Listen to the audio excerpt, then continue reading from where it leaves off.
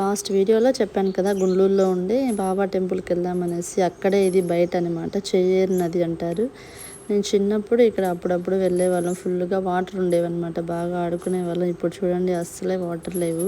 టెంకాయ నేను ఎప్పుడు కొట్టినా కూడా 3-4 టైమ్స్ కొట్టాలన్నమాట. ఈసారి ఒక్కసారికి చాలా కరెక్ట్గా పగిలింది.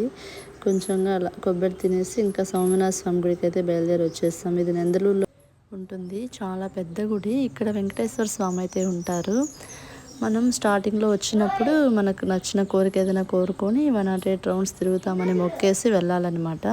కోరిక నెరవేరిన తర్వాత వచ్చి ఇలా కార్డ్ అయితే ఇస్తారు. 108 రౌండ్స్ కౌంట్ చేసుకుని తిరిగేసి అయితే వెళ్తూ ఉంటారనమాట. చాలామందికి మంచి జరిగిందనమాట. నా విషయంలో కూడా జరిగింది. ఖచ్చితంగా అనుకున్న కోరికలు అయితే నెరవేరుతాయన్నమాట. తెలిసిన వాళ్ళంటే ఈ గుడికి ఖచ్చితంగా వచ్చి స్వామిని దర్శించుకోండి. ఇంకా టైం అయితే అప్పటికే 12 అయిపోయిందనమాట. ఇంక ఇంటికైతే బయలుదేరి వచ్చేసాము.